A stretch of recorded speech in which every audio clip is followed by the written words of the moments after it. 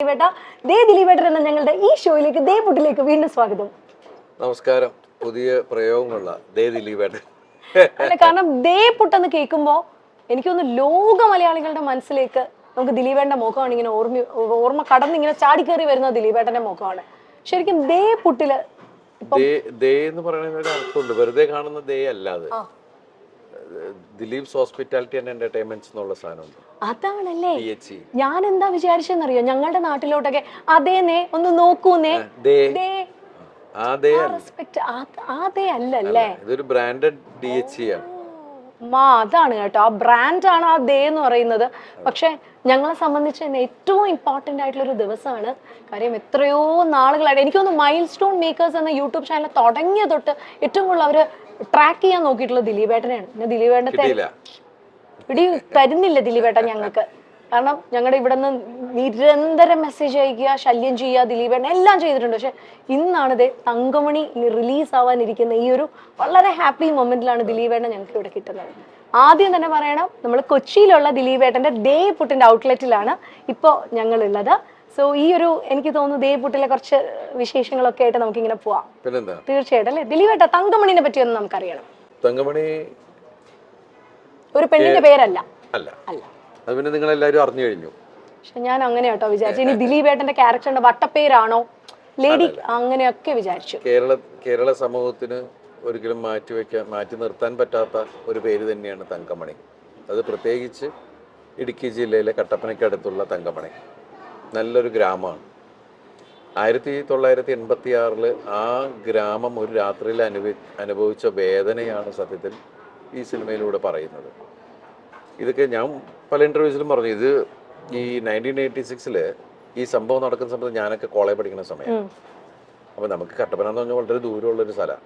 കാരണം നമ്മൾ ഈ ഇട്ടപ്പെട്ട ചുറ്റുവട്ടത്ത് നടക്കുക എന്നല്ലാതെ നമുക്കങ്ങനെ ഒരുപാട് യാത്ര ചെയ്യുന്നൊരവസ്ഥയിലൊന്നും ആയിരുന്നില്ല എന്നത്. നമ്മുടെ ലോകം എന്ന് പറഞ്ഞാൽ നമ്മുടെ ചുറ്റുമുള്ളത് മാത്രമായിരുന്നു. മറ്റൊക്കെ കേട്ടറിവുകളും പത്രത്തിൽ കാണുക എന്നൊക്കെ ഉള്ളതുള്ളൂ. പക്ഷെ ഇപ്പോഴാണ് നമ്മൾ തങ്കമണിയെ കുറിച്ച് കൂടുതൽ അറിയുന്നത്. ശരിക്കും അന്നത്തെ തങ്കമണിയിൽ നിന്ന് ഇപ്പോൾ ഉള്ള തങ്കമണിയിലേക്കുള്ള അവരുടെ ഒരു സ്ട്രഗിൾ ഉണ്ടല്ലോ. അവിടെ നിന്ന് ശരിക്കും തല്ലി തകർത്ത് തവിടുകൂടിയാക്കി ഒരു തങ്കമണി എഴുന്നേറ്റ് നിൽക്കുക എന്ന് പറയുന്നത്, അവിടെ നിന്ന് ഒരു വളർച്ചയിലേക്ക് വരിക എന്ന് പറയുന്ന ഒരു കാര്യമുണ്ടല്ലോ. ആ നാട്ടിലെ ജനങ്ങളോട് നമുക്ക് പ്രത്യേക ഒരു ബഹുമാനവും സ്നേഹവും ഒക്കെ തോന്നുകയെന്ന് പറയില്ലേ. അവിടെ ഇപ്പോഴും അന്നുണ്ടായിരുന്ന ഇത് ഫേസ് ചെയ്ത ആൾക്കാരുടെ അവരും അവരുടെ തലമുറകളും ഒക്കെ ഉണ്ട് ഇപ്പോൾ. മനസ്സിലായി? ഒരു ആബേൽ ജോഷോമാത്ത് എന്ന് പറഞ്ഞ ആളുടെ രീതിയിലുള്ള ഒരു അയാളുടെ ലവ് സ്റ്റോറിയും അയാളുടെ സൗഹൃദങ്ങളും അതിലൂടെയാണ് നമ്മൾ തങ്കമണിയെ കുറിച്ച് പറയുന്നത്. തങ്കമണി അതാണ്. ദിലീപേട്ടന്റെ ആദ്യത്തെ പുട്ടിലെ ഒരു ഐറ്റം ഇവിടെ എത്തി. ദിലീപേട്ട ഐസ്ഡ് ടീ ആണ് കേട്ടോ. ദിലീപേട്ട ചിയേഴ്സ് പറയാൻ തോന്നുന്നുണ്ടോ? ഇല്ലല്ലോ, ചെറുതായിട്ട് ഇത് വേറെ ഒന്നും അല്ലട്ടാ. ഒന്നുമില്ല, ഇതിനകത്ത് അതൊന്നുമില്ല, ഒരു സാധനമില്ല, വെറുതെ ഒരു ചിയേഴ്സ്. പറയാതിരിക്കാൻ വയ്യ. ഈ ചൂടുള്ള സമയത്ത് ഇത് കഴിച്ചപ്പോ നമുക്ക് ഇറങ്ങിപ്പോകുന്ന അറിയുന്നില്ലേ. അതാണ് എന്റെ ഒരു സുഖം. എനിക്ക് തോന്നുന്നു ലെമണിന്റെയും ആ മിന്റിന്റെയും എസൻസ് ഭയങ്കരമായിട്ട് കിട്ടുന്നുണ്ട് കേട്ടോ ദിലീപേട്ടൻ. പിന്നെ ഒരു ചെറി വെച്ചിട്ടുണ്ട്.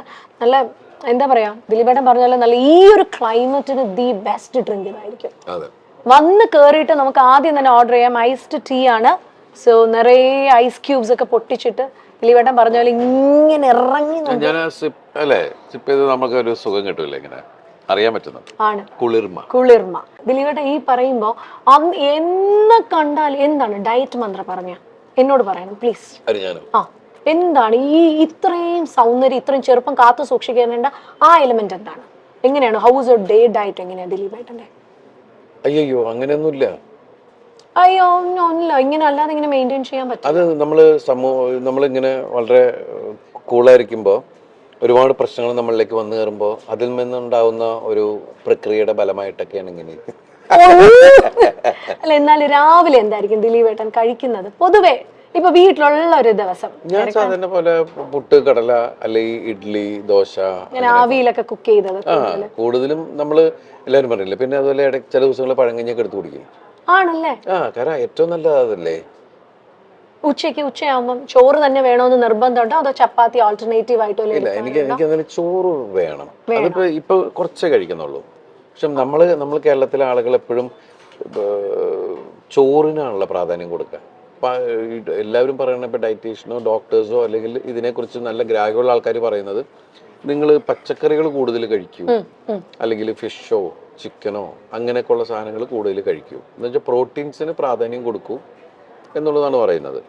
പക്ഷെ നമുക്ക് കാബ്സ് കട്ട് ചെയ്തിട്ട് ഉള്ള ഇത് ചെയ്യാൻ പറ്റൂല. നമുക്ക് ഭയങ്കര ടയറിംഗ് ആയിട്ടൊക്കെ തോന്നും. അപ്പൊ നമ്മൾ ഭയങ്കര ഇതാവും. അത് ചോറ് ഇത്തിരി വേണം, ചോറ് നമുക്ക് വേണം, ഇച്ചിരി വേണം, അത് വേണം. ഇച്ചിരി മീൻകറിയും കൂടെ ഒക്കെ ആണെങ്കിൽ ചില ദിവസങ്ങൾ ഞാനങ്ങനെ ഫുൾ ടൈം നോൺ വെജ് ഒന്നും അല്ല, ആഴ്ചയിൽ 4 ദിവസമൊക്കെ ചിലപ്പോ വെജ് ഒക്കെയാണ്, അങ്ങനെയൊക്കെ പോകുന്നത്.